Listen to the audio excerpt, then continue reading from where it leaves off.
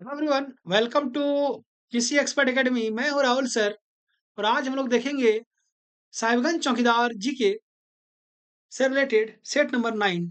ठीक है, देखिए हमने साहिबगंज चौकीदार भर्ती परीक्षा हेतु 10 प्रैक्टिस सेट आपके लिए तैयार किया है। ठीक है, जो भी बच्चे हमारे प्रैक्टिस सेट लेने को इच्छुक हैं, वो हमारे दिए गए इस नंबर पर मैसेज कीजिएगा। ये मेरा व्हाट्सअप नंबर है। ठीक है, देखिए 10 प्रैक्टिस सेट आपको सिर्फ और सिर्फ ₹50 में प्रदान किया जा रहा है। इसलिए फटाफट आप लोग प्रैक्टिस सेट परचेज़ कीजिए। अब तो बहुत सारे बच्चों ने प्रैक्टिस सेट ले लिया है, अब आपकी बारी है ना? तो आइए वीडियो को स्टार्ट करते हैं। जो भी बच्चे पहली बार हमारी वीडियो को देख रहे हैं, चैनल को सब्सक्राइब कर लीजिएगा। बगल में बेल आइकन का बटन होगा, उसे दबा दीजिएगा ताकि हमारे आने वाले सभी अपडेट आप तक सबसे पहले पहुँच पाए। चलिए आइए देखिए, पहला प्रश्न है कि देखिए हमारे एक-एक प्रैक्टिस सेट में ना 50 प्रश्न रहे हैं। जो भी बच्चे पिछला जो 8 प्रैक्टिस सेट है वे नहीं देखे हैं, हमारे प्लेलिस्ट में जाइएगा, झारखंड चौकीदार भर्ती परीक्षा लिखा होगा, वहाँ पे आपको साहिबगंज चौकीदार भर्ती परीक्षा से रिलेटेड सभी वीडियो मिल जाएँगे आपको। ठीक है? देखिए स्टार्ट करते हैं कि झारखंड के दूसरे मुख्यमंत्री के रूप में किसे नियुक्त किया गया था? देखिए पहला सीएम तो अर्जुन मुंडा हो जाएँगे भाई, दूसरे सीएम कौन होंगे? सॉरी, सिली मिस्टेक हो गया। पहला जो सीएम है वो आपके बाबूलाल मरांडी है। ठीक है? तो दूसरा सीएम कौन हो जाएँगे? अर्जुन मुंडा हो जाएँगे। ठीक है? और तीसरा सीएम की जब बात करेंगे तो शिबू सोरेन जी हो जाएँगे। है ना? देखिए हम भी आपकी तरह ही एक आदमी है, तो बोलने में कभी-कभी मिस्टेक हो जाती है ना? चलिए आइए, उसके लिए सॉरी। देखिए इधर, कितनी बार हेमंत सोरेन ने झारखंड के मुख्यमंत्री के रूप में सेवा की है? देखिए, सीएम जो हेमंत सोरेन है ना अभी वर्तमान में जो आपके बरहेट से विधायक हैं, वे कितने बार झारखंड का सीएम बने? 4 बार बने भाई। अगला सवाल है कि संतोष गंगवार, कौन है संतोष गंगवार जी? झारखंड के राज्यपाल हैं, 12वें राज्यपाल हैं संतोष गंगवार। ठीक है? तो वे शपथ लेने जो शपथ लिए तो वे किनके उत्तराधिकारी हैं? उत्तराधिकारी मतलब क्या होता है कि संतोष गंगवार के पहले यहाँ के राज्यपाल कौन थे? क्या हो जाएगा? सीपी राधाकृष्णन। अगला सवाल है कि सीएनटी अधिनियम 1908 का ब्लूप्रिंट किसने तैयार किया? देखिए सीएनटी पूरे झारखंड में ना 2 अधिनियम लागू है यहाँ पे, एक होता है सीएनटी, एक होता है एसपीटी।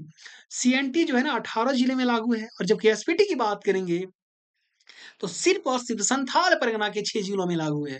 तो सीएनटी अधिनियम जो 1908 में पारित हुआ उसका ब्लूप्रिंट जो तैयार किया था, जॉन एच हॉफमैन ने तैयार किया था। ठीक है? आइए अगला सवाल है कि राजमहल पहाड़ियों और उसके आसपास केंद्रित जनजाति क्या है? कौन-सी है? देखिए राजमहल की जो पहाड़ी है और उसके आस-पास जो केंद्रित जनजाति है, वो कौन-सी जनजाति है? तो क्या हो जाएगा आपका? सौरिया पहाड़िया। है ना?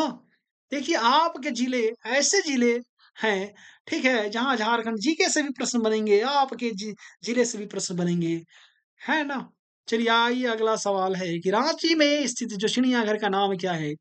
बहुत सारे लोग तो रांची आए भी होंगे और रांची में जो भगवान बिरसा प्राणी उद्यान है, जो चिड़ियाघर है, वहाँ पे कितने लोग गए हैं? थोड़ा कमेंट बॉक्स में कमेंट करके बताइएगा, ठीक है? अगर नहीं गए हैं तो जब भी रांची आइएगा और मांझी में स्थित है, ज़रूर जाइएगा, है ना? बहुत ही शानदार जगह है, जहाँ पे आपको शेर देखने को मिलेंगे, हाथी देखने को मिलेंगे, एक से एक पक्षी देखने को मिलेंगे, ठीक है? इसलिए जाइए वहाँ पे एक बार, घूम-घाम के आइए आप लोग भी। देखिए अगला सवाल है कि झारखंड उच्च न्यायालय के जो न्यायाधीश की सेवानिवृत्ति की उम्र सीमा के कितनी वर्ष है? देखिए झारखंड हाई कोर्ट जो है ना, उसका जो न्यायाधीश है, उसकी जो जस्टिस है, उसकी जो रिटायरमेंट की जो एज लिमिट है, वो कितनी है? 62 साल है, ठीक है? आइए अगला सवाल है कि मुख्यमंत्री ग्राम सेतु योजना किस वर्ष शुरू की गई थी? देखिए मुख्यमंत्री ग्राम सेतु योजना जो है ना, वो 2001 ईस्वी में लागू की गई थी, ठीक है? इस योजना को शुरू किया गया था, वर्तमान में ये योजना अभी भी कार्यरत है, ठीक है? चलिए आइए अगला सवाल। अगला सवाल है कि ओलोल्दाय या असल विवाह किस जनजाति में लोकप्रिय है? देखिए जनजाति की जब बात आती है तो उसमें अलग-अलग जनजातियों में अलग-अलग विवाह पाए जाते हैं, अलग-अलग विवाह के रूप पाए जाते हैं, ठीक है? तो ओलोल्दाय या असल विवाह की जब बात करेंगे तो ये खड़िया जनजाति से संबंधित है। अगला सवाल है कि झारखंड में किस फल का उत्पादन सबसे अधिक होता है? तो आम का उत्पादन सबसे अधिक होता है। ठीक है, देखिए हमारा एक वीडियो आएगा, ठीक है? अंतिम प्रहार के नाम से जो कि साहिबगंज जीके से रिलेटेड रहेंगे। उस वीडियो को आप लोग मिस नहीं कीजिएगा, बहुत ही इम्पोर्टेंट है आपके एग्ज़ाम की दृष्टि से और हमें लगता है कि आपके एग्ज़ाम में साहिबगंज जीके से जितने प्रश्न पूछे जाएँगे, उसी वीडियो से रहेंगे, ठीक है? इसलिए आप हमारे चैनल को सब्सक्राइब कर लीजिएगा, बगल में बेल आइकन का बटन है, उसे दबा दीजिएगा, ताकि जब भी वीडियो मैं अपलोड करूँ, आप तक सबसे पहले पहुँच पाए, है ना? आइए अगला सवाल, क्या है ना कि 11 नंबर कि झारखंड के मुख्यमंत्री हेमंत सोरेन किस विधानसभा क्षेत्र से निर्वाचित हुए हैं? भाई बरहेट से। ठीक है? अगला सवाल है कि झारखंड के किस स्थान पर मेडिको सिटी विकसित करने का निर्णय लिया गया है? देखिए झारखंड के कौन स्थान पर भाई मेडिको सिटी विकसित करने का निर्णय लिया गया? तो क्या हो जाएगा आपका इटकी? इटकी कहाँ पे है? रांची में। ठीक है? अगला सवाल है कि वर्ष 2018 में एमएस धोनी को किस पुरस्कार से सम्मानित किया गया? जब बात एमएस धोनी की आती है तो पूरा झारखंड के मन में उत्साह भर जाता है, ठीक है? धोनी का नाम सुनकर। कितने लोग धोनी के फैन हैं? थोड़ा कमेंट बॉक्स में कमेंट करके बताइए। मैं खुद धोनी का बहुत बड़ा फैन हूँ, है ना? मैंने धोनी को बहुत करीब से देखा है। चलिए, धोनी को 2018 में पद्म भूषण पुरस्कार से सम्मानित किया गया था। आइए अगला सवाल कि झारखंड का प्रथम कैपिटल विश्वविद्यालय कहाँ स्थापित किया जाएगा? ठीक है, झारखंड का जो पहला कैपिटल विश्वविद्यालय है ना, वो आपका कोडरमा में स्थापित किया जाएगा। ठीक है, अगला सवाल है कि झारखंड का कौन-सा जिला पत्थलगड़ी को लेकर चर्चित रहा है? ठीक है, झारखंड का एक जिला है, खूंटी जिला, जहाँ पे आप लोग अक्सर पत्थलगड़ी को लेकर पेपर में या फिर समाचार पत्र में या फिर जो भी है, जिस माध्यम से सोशल मीडिया में भी ये मुद्दा उठते रहता है, ठीक है? पत्थलगड़ी को लेकर खूंटी जिला का जो ये मुद्दा है वो। अगला सवाल है कि मिशन इंद्रधनुष का संबंध है। देखिए मिशन जो इंद्रधनुष है उसका संबंध टीकाकरण से है। किससे है? टीकाकरण से है। और आखिरी मतलब उसके बाद सवाल जो है कि किस प्रधानमंत्री के कार्यकाल में झारखंड राज्य का गठन हुआ? देखिए प्रधानमंत्री कौन थे जब झारखंड राज्य का गठन हुआ? तो वे थे अटल बिहारी वाजपेयी। ठीक है, कौन सी पार्टी से थे? आप लोग कमेंट बॉक्स में कमेंट करके बताइए कि अटल बिहारी वाजपेयी कौन सी पार्टी से आते थे, है ना? कौन-सी पार्टी के नेता थे? आइए अगला सवाल है कि जहाँ राज्य का पहला समावेशी न्याय सदन कहाँ खोला गया है? देखिए राज्य का पहला जो समावेशी न्याय सदन खोला गया है ना, वो बड़ाम, बड़ाम कहाँ है? नामकुम, नामकुम कहाँ है? रांची में बहुत सारे लोग आए होंगे नामकुम। ठीक है, तो जब अगली बार आप लोग नामकुम आइएगा, तो देख लीजिएगा बड़ाम, एक जगह है एक, ठीक है? अगला सवाल है कि नई दिल्ली के किस स्थान पर झारखंड भवन का निर्माण कराया जा रहा है? देखिए ये करके मतलब निर्माण पूरा हो गया, उद्घाटन भी हो गया इसका, ठीक है? कहाँ पे? कनॉट प्लेस में। अगला सवाल है अगला सवाल है कि 18वीं लोकसभा चुनाव में राज्य में एनडीए को कुल कितनी सीटें प्राप्त हुई थी? देखिए अभी लोकसभा चुनाव संपन्न हुए राज्य में कुछ महीना पहले 6-7 महीना हो गया, उसमें एनडीए को कुल 9 सीटें प्राप्त हुई थी, जिसमें कि आप लोग देखिएगा 8 सीटें बीजेपी को, 1 सीटें आजसू को। आजसू को ये क्या बोलते हैं गिरिडीह की सीट प्राप्त हुई थी, ठीक है? चलिए आइए अगला सवाल देखते हैं। देखिए यहाँ पे झारखंड जीके का जो 20 था वो कंप्लीट हो गया, है ना? अब आगे हम लोग देखेंगे 20 प्रश्न रहेंगे वो साहिबगंज जीके से रिलेटेड है।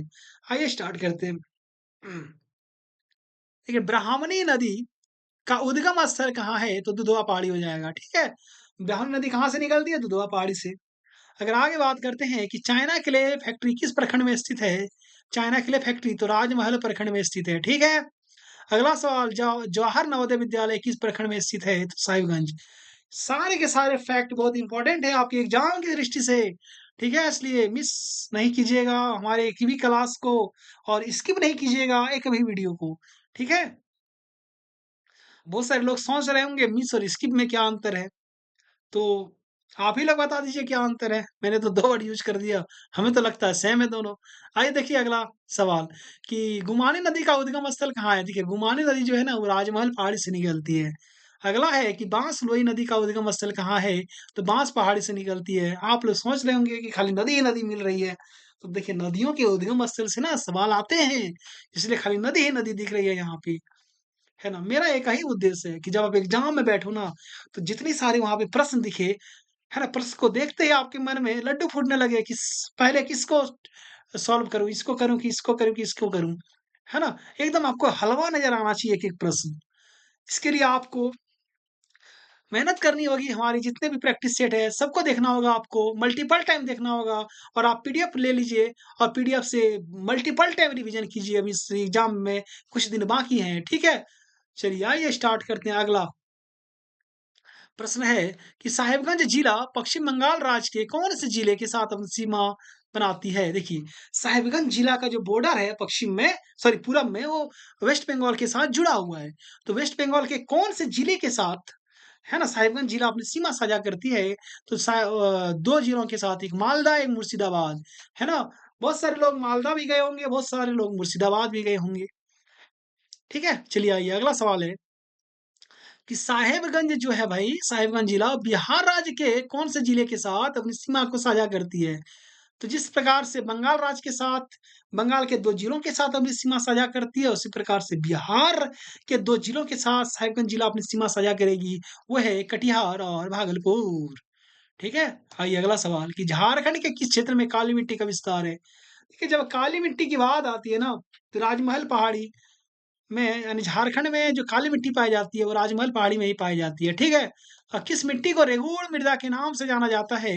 तो काली मिट्टी का एक अन्य नाम है, क्या नाम है? रेगुड़ मृदा। मिट्टी से रिलेटेड एक और सवाल है कि जो पूर्वी राजमहल का क्षेत्र है, ठीक है? उसमें किस प्रकार की मिट्टी पाई जाती है? देखिए, पूर्वी राजमहल का क्षेत्र, वहाँ पे आपको लेटेराइट मिट्टी की प्रधानता देखने को मिलती है, ठीक है? ठीक है, जो भी बच्चे हमारे इस पीडीएफ क्लास का पीडीएफ लेने को इच्छुक हैं, लेना चाहते हैं, हमारे दिए गए इस नंबर पर आप लोग मैसेज कीजिए। ये मेरा व्हाट्सएप नंबर है। यहाँ पे आपको 10 प्रैक्टिस सेट मात्र और मात्र ₹50 में प्रदान किया जा रहा है। अब तक बहुत सारे लड़कों ने, यानी मैक्सिमम लड़कों ने पीडीएफ को परचेज़ कर लिया। अब आपकी बारी है, फटाफट आप भी पीडीएफ को परचेज़ कर लीजिए, है ना? और अपनी तैयारी को और भी धारदार बनाइए, स्ट्रॉन्ग बनाइए, ताकि एग्ज़ाम में जब बैठिए तो सारे प्रश्न आपको हलवा नज़र आना चाहिए। चलिए आइए अगला सवाल कि साहिबगंज रेलवे किस डिवीजन के अंतर्गत आता है? देखिए, साहिबगंज रेलवे जो है ना, वो मालदा टाउन डिवीजन के अंतर्गत आता है। ठीक है, मालदा टाउन। अगला सवाल है कि साहिबगंज जिले का वाहन निबंधन संख्या कितना है? देखिए, साहिबगंज जिले का जो वाहन निबंधन संख्या है, वो JH 18 है, ठीक है?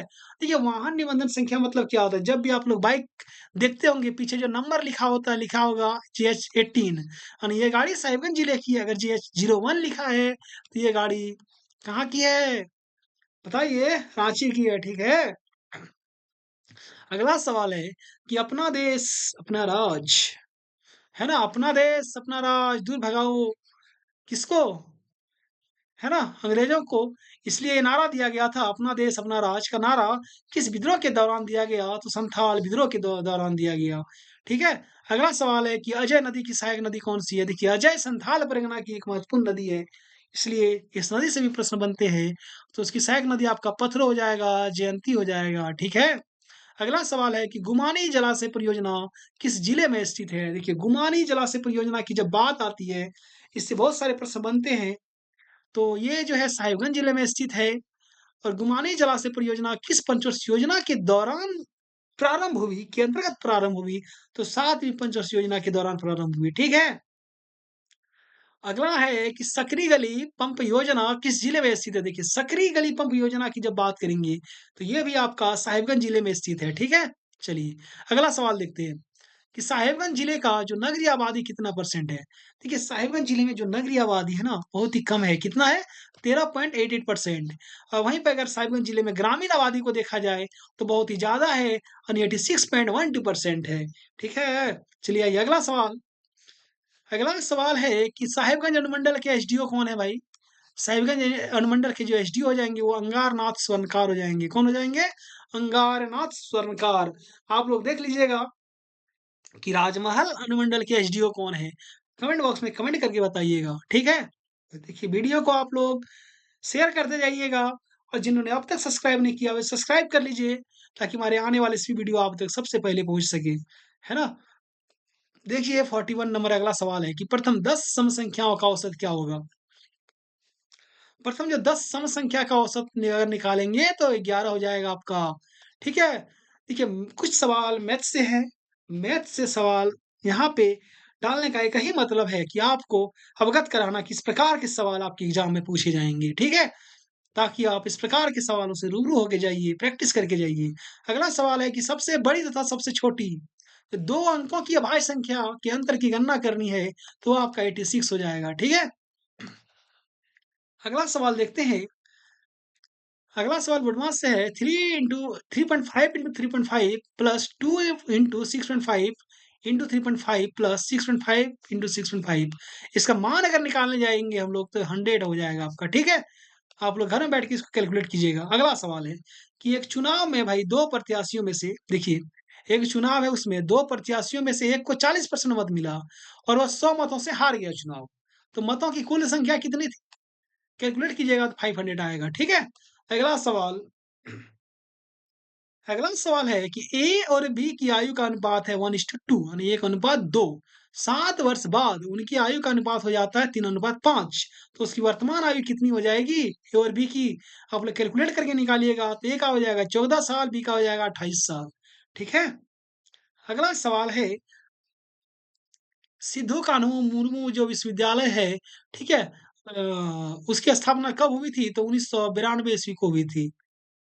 तुमका में साबित है। अगला है कि पद्मा का किला कहाँ पे स्थित है? पद्मा का किला जो है आपका हजारीबाग में स्थित है। ठीक है? देखिए एसपीटी एक्ट में कुल कितने अध्याय हैं? एसपीटी एक्ट में अगर अध्याय की बात करेंगे तो 9 अध्याय हो जाएँगे। है ना?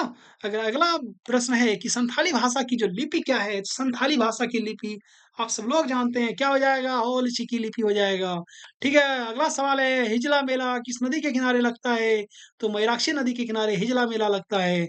आज की क्लास यहीं पे समाप्त होती है। अगर वीडियो अच्छी लगी हो तो हमारे चैनल को सब्सक्राइब कीजिएगा, वीडियो को लाइक कीजिएगा, शेयर कीजिएगा और कमेंट करके बताइएगा कि आज की क्लास आपको कैसे लगी? मिलते हैं अब अगले वीडियो में, तब तक के लिए धन्यवाद। जोहार।